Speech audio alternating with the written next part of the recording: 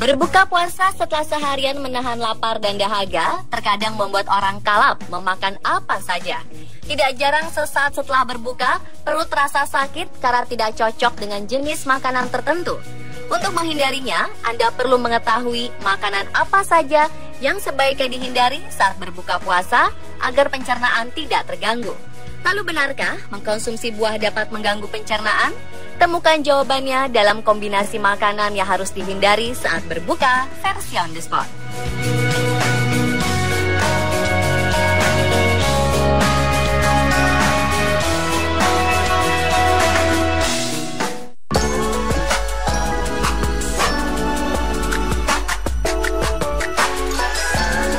Meski keduanya diketahui baik untuk tubuh, namun paduan kurma dan susu justru dapat mengganggu dan mempengaruhi sistem pencernaan.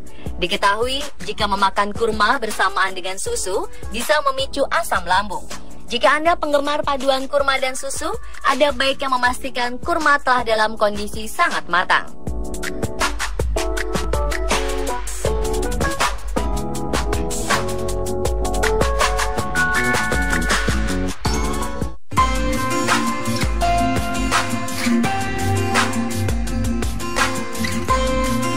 Saat berbuka bersama, tidak jarang ditemui buah sebagai pencuci mulut. Meski memiliki zat gizi yang baik untuk tubuh, namun buah bisa mengganggu sistem pencernaan Anda, apalagi jika buah yang dipilih mengandung asam. Saat kandungan gula pada makanan sedang dalam proses dicerna, namun karena campuran protein dan lemak akan menetap dalam waktu lama, dapat menyebabkan proses fermentasi lebih lama dan perut akan terasa sakit.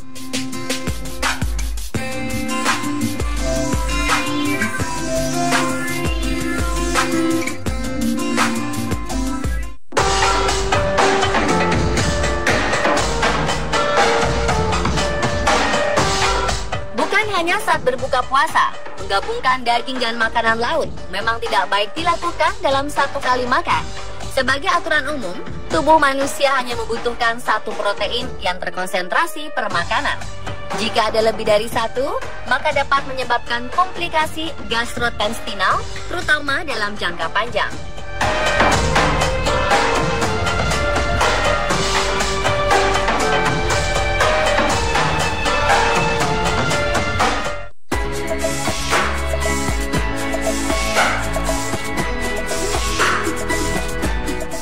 Sama halnya dengan menggabungkan daging dan makanan laut, kombinasi keju dan kacang-kacangan juga bukan ide yang baik.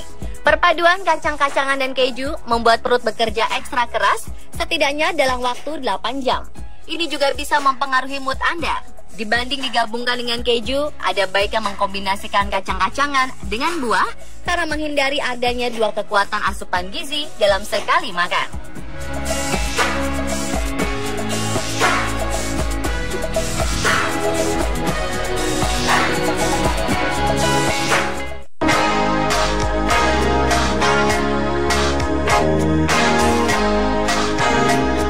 Rasa asam pada jeruk berpadu dengan susu yang kental bukanlah ide baik untuk dikonsumsi saat berbuka puasa. Paduan keduanya akan membentuk sebuah zat lendir dalam tubuh hingga menimbulkan rasa mual, peradangan, dan bau mulut.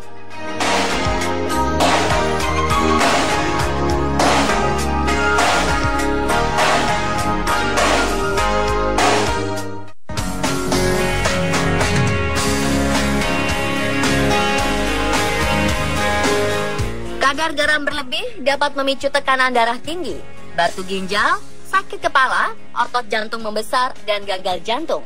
Sedangkan efek jangka panjang dapat dirasakan langsung di hari berikutnya Anda berpuasa. Retensi akumulasi cairan membuat perut terasa kembung, mudah haus, hingga rasa lapar yang timbul lebih cepat.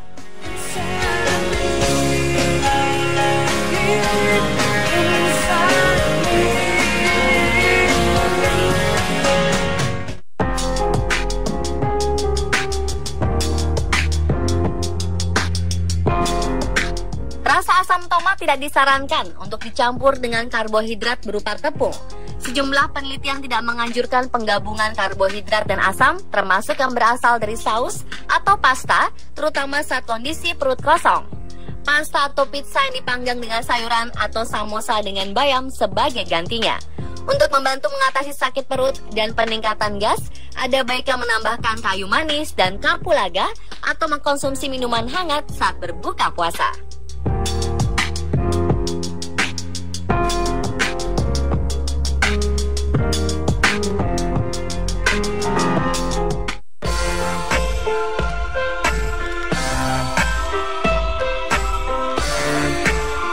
Madu memang baik untuk kesehatan, namun fungsinya akan berbeda jika sudah dipanaskan.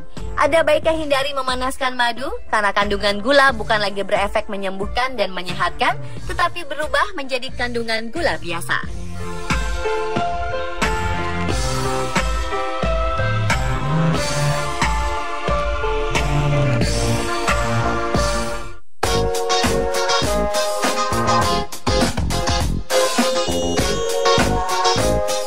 Menggabungkan protein dan pati yang terkandung pada tepung dalam satu jenis makanan akan menghambat proses pencernaan. Kedua jenis makanan membutuhkan tingkat keasaman tertentu untuk dicerna oleh tubuh. Sebaiknya saat berbuka, ada makanan yang mengandung protein dari sayuran, mentah atau dimasak, untuk menghindari lonjakan insulin hingga menyebabkan rasa mudah lelah dan efek lain seperti mudah merasa lapar. Pemirsa, itulah kombinasi makanan yang harus dihindari saat berbuka puasa versi on the spot. Sudah menemukan jawabannya kan?